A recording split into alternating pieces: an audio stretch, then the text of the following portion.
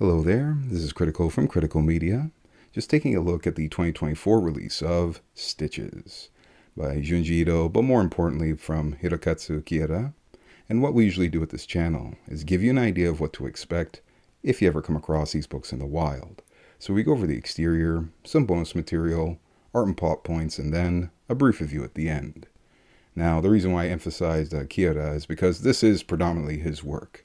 I mean, yes, there was that earlier release, Mimi's Tales of Terror, where it was more of a traditional manga, just predominantly Kihara's stories. Whereas this one, it's a very unique release, I have to say, in the medium in general. Because it's a literary prose, then there's a manga backstory. So for most part of the book, it's really just text with compliments of Ito's work. So that's why I have this Elektra and Wolverine here, because that's pretty much a very similar style of book. But anywho, in this case, just looking at the exterior, I've been doing a lot of videos with the same red, white, and black motif lately, and yet here's another one. But these eyes are very imposing, that's for sure.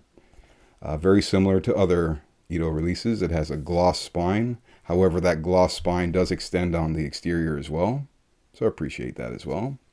Now, the book is pretty short, so I would recommend if you can get a good price on it, try to do so. I'm from Canada, so I usually try to aim for 10 cents or less on a book kind of thing. So just keep that in mind if you can. But in terms of the bonus material, this is where things get quite interesting. Because as mentioned, the book opens where it's a, traditional literary prose. Just straight up text, right? However, the exterior is where things get interesting. So, or should I say the end of it. But maybe just as a midpoint, there is a bit of, interviews or an afterword from Kihara, just like how he, matched up with Ito and whatnot, and how the book came into being. It's interesting to find out that he's actually a Studio Ghibli veteran, so just another reason why I guess I gravitated to this. But in terms of the bonus material, as mentioned, it has this one story from Kihara's works that I guess Ito decided to adapt fully. Summer graduation trip, where it's these two girls, I guess they're getting ready to go to university, but they want to unwind beforehand. So they just take a trip out into the country to the spa. But one aspect of the spa is it's known for their baths. This, I guess, what's the word? Those hot spring kind of baths. But it's in their basement, this very creepy, haunting looking basement where you could have sworn the steps were like moments ago, but you keep walking down, further and further, to the point where some creepy stuff happens and whatnot. Probably one of my favorite parts is when they realize something else is going on. And I appreciate these characters, like the way they gauge the situation. Because let's just put it this way: by the end of the story, you very likely did what these women would have done as well. So I appreciate that aspect because it's pretty haunting, the situation that they're in, and because it's one of Kihara's works. It's one of those stories where, again, it's based on true life or a true tale in Japan. So it has that abrupt nature to its closing, which is probably one of my favorite aspects of horror. That's the way horror should end. Because after all, human beings, we're all afraid of the unknown. That's the one thing we all share. Or the one fear, I guess, we all share. But anywho, at least back to the at least traditional sense of this book. As mentioned, what you're getting this book for is the many different vignettes, or should I say these short horror stories. And there's about 10 of them in total if you include the, I guess, bonus story as well. But I do like this approach to the table of contents, because even this is visually appealing, that's for sure. Ito didn't really use like new art for this. He just used the existing arts and just, took the faces off. But still, I appreciate it nonetheless. It's creative, that's for sure. But I won't go over every single story because, to be honest, when you look at each story, they're very brief. Like, that's it, folks. Just like that. But that's kind of the sample size of each story. But maybe just to give you a taste. This first one, it's just this poor woman, man and wife.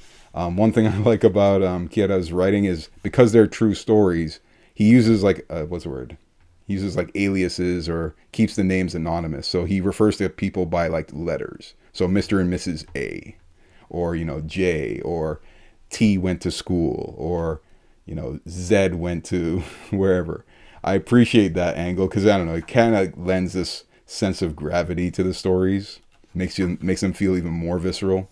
But as you can see, there's some pages where Ito's art really does complement. They have to do all these runes on her to get the demon away kind of thing. But very striking nonetheless. But probably one of my favorite ones is this. Because this one I remember hearing at a campfire library where, you know, this girl, she's trying to go into, of course, the library.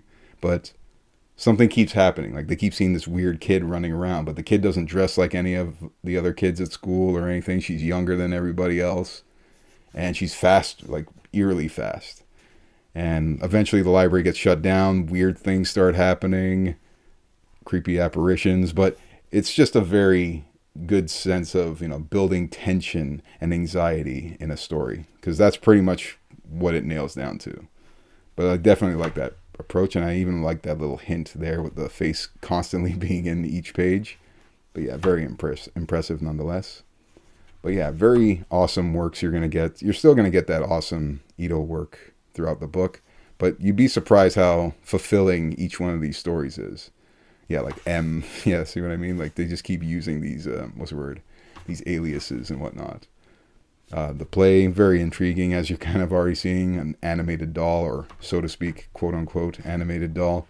But it's the way the story's written where it has a sense of believability, because even the other characters in it kind of have a realistic reaction to things, like real-world reaction, like you and I would, I guess, approach these kind of weird situations.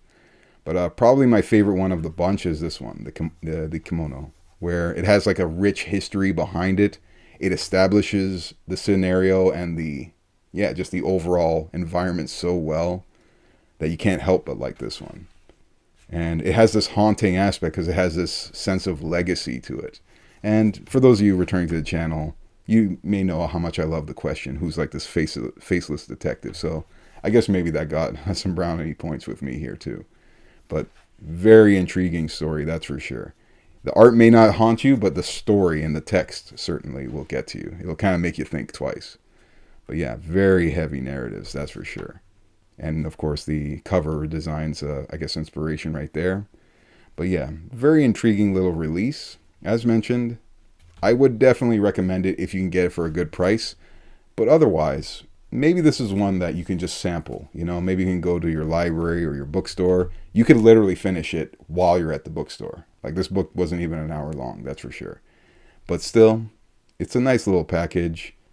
Would I recommend it for purchase? Maybe not. But would I recommend you read it? Absolutely. But that's just my 2 cents. Hopefully you guys have your own, and I wouldn't mind seeing them in the comments down below, as always. Y'all folks take care and enjoy the rest of your day.